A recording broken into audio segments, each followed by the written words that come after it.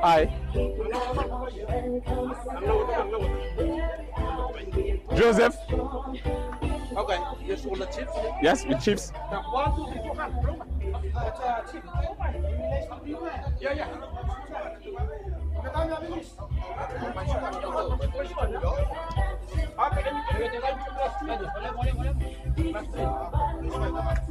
Hi, good day. My name is Kent on the board. I want to show you. Okay, come. Hi, so we're going to start from here. So my name is Kenneth on the board. I'm a consultant for the CTO. And what it is we're basically showing today is how... Yes. So what we're showing today is how your citizens ID could literally help advance things in the community, right? So we had a little walkthrough with a few of the community members, and we asked everyone, do you have your citizens ID on you? And it's like, no, we leave it at home. Most people leave it at home. So what we're basically saying is, we're going to show you how your citizens ID is going to come alive, right? So if it is you come here, Come. right? So you have 80-something islands in Vanuatu, right? And you have to go through customs and do your police clearance, right? So what we're basically going to show you how streamlined it's actually going to be, right? So I come here with my ID, right? And just this is custom. So this could ask you, why are you going to this other island? How long are you going to stay there? So this could be anything. So I'm just going to put in excellent,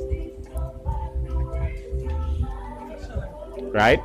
And I'm going to submit. Now bear in mind, that could be anything. So we now in this North region. Yeah. So what we could do in the North region, let's go and sign up for a government service. Yeah. So every island will have their own businesses and different services going on that we will be able to track what is going on there. So I come here. So here it is, I'm able to sign up for a birth certificate, marriage certificate, death certificate, identification card, drivers. Yes, company. So let's just say company. Company is easy to sign up for. So I'm going to put in the company name, and I put in Raphael Tech, right? And he's an ICT company. He's a sole trader, right? Now, one thing I want you to pay attention to is the cost, 307 Vanuatu, right? Which basically means your card is a wallet. Your card have money on it. So what we're basically saying is, when the government activates your card becomes a wallet, right?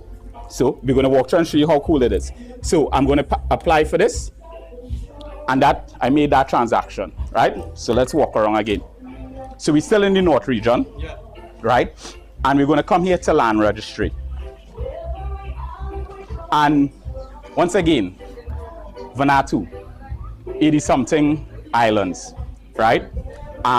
The traditional land registry, the way how we see people updating it is they have their physical deeds, and then they manually had to put in the information to try and put it into the server.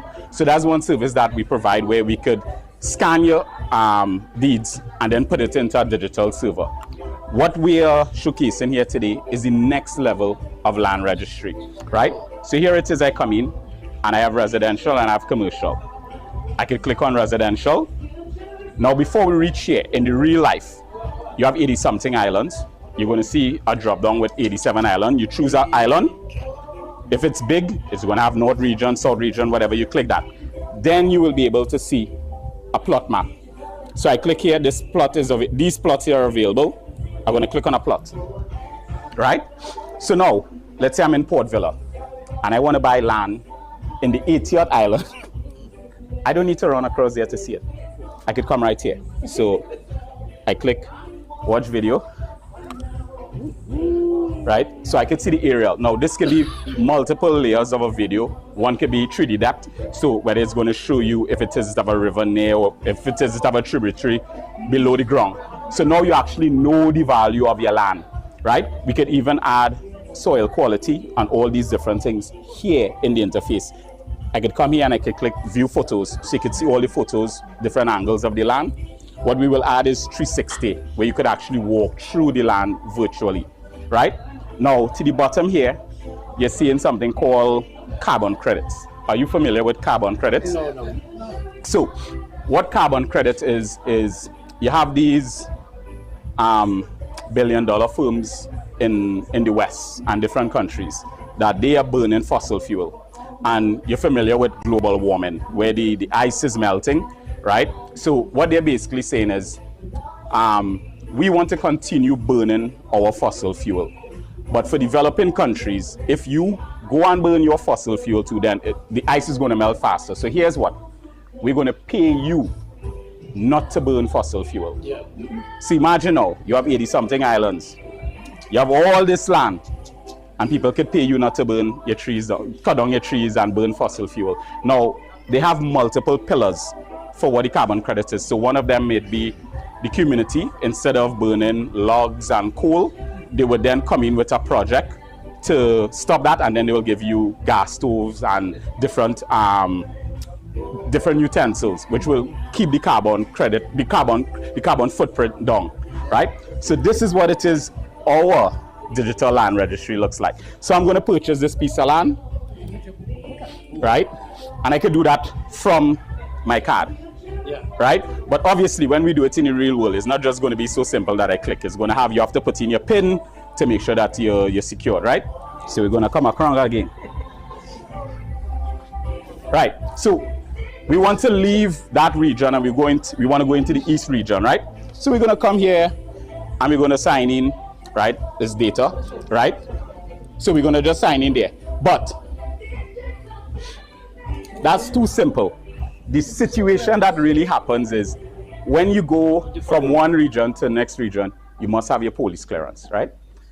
Your card, when we activate, when the government activates, this actually has your police clearance in it. So we're going to show you that. So you're going to come here. And here it is. It's basically showing that I'm in good standing. It's in your card, right? So the process right now, I think, is you go to the bank and you pay, and then you will get a receipt. So our system, you'll be able to upload that receipt, and then it would go through as a payment. But with our system, we also have a wallet, which we will speak about in a little while.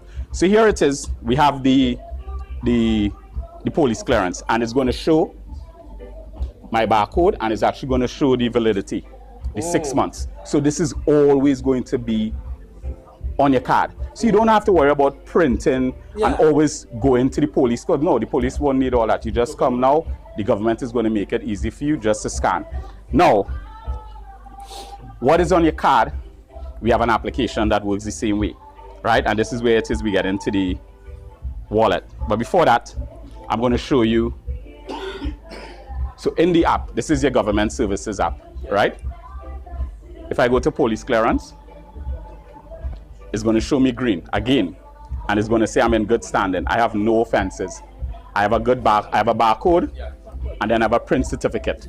Now, let's look at another user. So if it says I go into this person's police clearance, it's red. They're in bad standing. Now the difference between both of these is, right? But this one have a barcode and this one have a print certificate.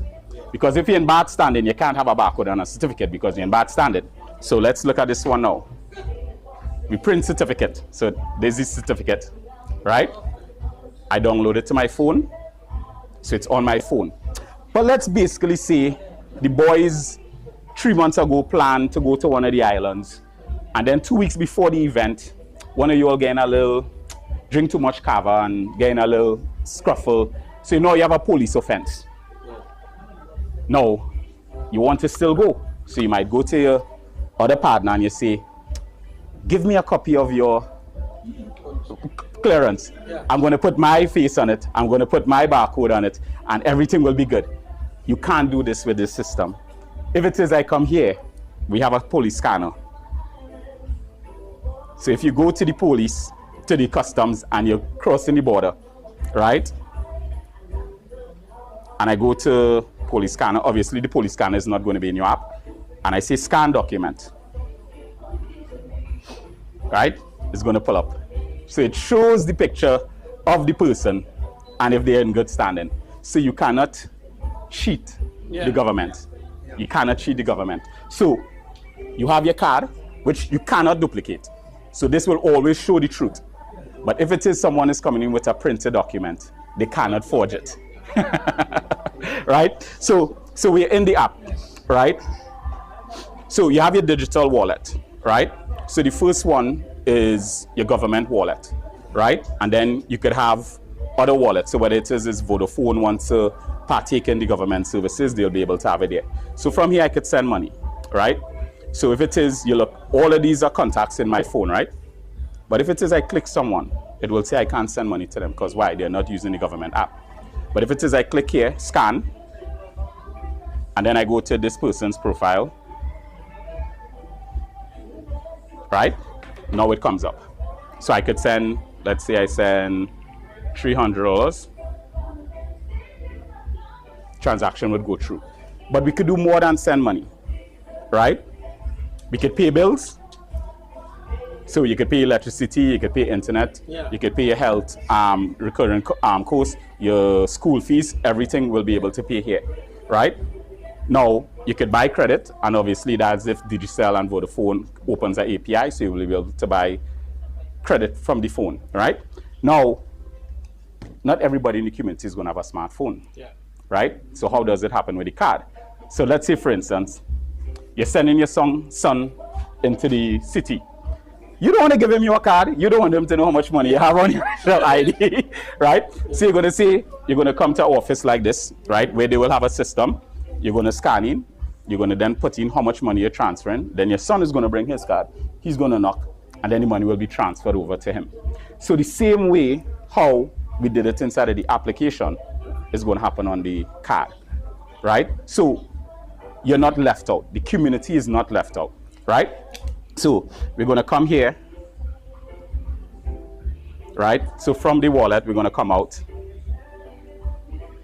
And then we're going to go, so the same government services, it's in the application. Now, in the village, you may have your sons, their daughter, they're going to school. They might have smartphones, right? So now you're able to actually use them to do all your transaction. Now, I use the word use them. Now, how could that happen if it is they're not you? And we have a cool feature. If it is I come here, it's called Get Tree. And what Get Tree is, get your family tree. Our system, every card, birth certificate, death certificate, it's attached to an ID. So it knows the whole family tree of a person. So here it is, I'm going to see my father name, my mother name, my grandparents, everybody. So everyone who is in this tree, they are responsible that if it is you need assistance to go to the hospital and they scan in, they're going to know that that is your son, that's your grandson. So they can't, no one could come and thief your money, like let's say you're going to the bank and you know, you're not too right in your mind, you understand? So this is what this basically brings to you, right? So let's move on from the police currents. We're going to go to national preparedness. And this is very important, especially for the community here. So here it is, it's showing where we are. This blue marker is where we're at, right? Here you're going to see all the evacuation centers, right? If it is like the green ones are evacuation centers that are below 90% capacity. The one in red is above 90% or full. So if it is I click on the red one, it's showing 125 out of 125, right? If it is I go to this green one, it shows 30 out of 50. So that means 20 more people and it's filled, right? I go to this green one, it shows 0 out of 100. Now, how is this beneficial to the community? So let's say, for instance, a natural disaster happens, right? 20 minutes from here is the one that has 30 to 50. So that means 20 people. But 40 down the road, 40 minutes down the road is the one 0 to 300. Which one you going to go in a natural, when something happens? The furthest one is the closest one. Because they might go 20 minutes and then that one is filled. Compared to going further and you know this one is empty, right? So now, this information is there. But once again, if you don't have a smartphone, how are you going to get the information? That is where these offices come in. So what is going to happen? You're going to have a screen here, you're going to have a tablet here. This is going to be a satellite station. So you, the chiefs, the village chiefs, you will be responsible for this. So now you will come to the office in case of an emergency, and then you let the villagers know, okay, we are going in this direction. We're going in that direction. Everything is going to be here. And even from the standpoint of, you may have a son who have a smartphone. So he might be in the middle of the village and he might be able to put this information out. But you will always have a satellite station like this. So this will be transformed to a satellite station. The government will bring in whatever technology needs to come in. So you all will know all this information. Now let's say after the disaster, you want to know where you could get water, where you could get gas. All of that is basically here in the application. So when I move from shelters, I go to essentials. So now I'm seeing all the groceries where it is I can get water. Water is in stock. Okay. Gas station, this gas station is out of stock. This gas station is closed down. So now you know, if you was heading to that gas station, you know not to go there, you know to go to the further one. Because here it is, this gas station is actually available. So all that information is going to be right here in your satellite station. So you know, as the village chief, you're basically telling everyone where we're going and you're not wasting time. Technology makes your life easier. And that is what it is we basically care about. Now, we did a few sessions before, and one of them asked, if we create something like this, they love it. They say they love it. But if we create something like this, are you just going to leave us to figure it out for ourselves? And I said, no. My team, we're going to come here and we're going to spend time. Once we get banana bread every day, we happy, we come in, right? So we're going to come here and we're going to be in the village and we're going to walk through the whole process, day in, day out, until everyone basically understand the whole process of how it is we're going to use the technology. Because I think that is very important, to really go into the village and work alongside them, right? So that is basically, I think that's everything that we covered. Oh, they gave another suggestion, another villager gave a suggestion. Is it possible to tie Western Union? They asked about Western Union. So I'm like, well, I'm actually building a Western Union platform in Gambia. So I say that is very much doable. That when it is your family member send your Western Union, it comes automatically to your card. So these are the possibilities, all right? So tell me what it is, the next one left, what it is you all think about what it is we presented. You like it? This is something you're very much interested in, right? So you have it, they're very much interested in it. This is from the village leaders, right? So the government just have to make it happen for them, all right? Thank you. All right. Thank you. Thank you. Yes? Thank you so much. Yeah. Thank you, sir. Yeah. Yeah, bro. Yeah, bro. Yeah. So, thank you for having us, all right? And this is what it is we are presenting to better the lives of the Vanuatu citizens. So, thank you very much.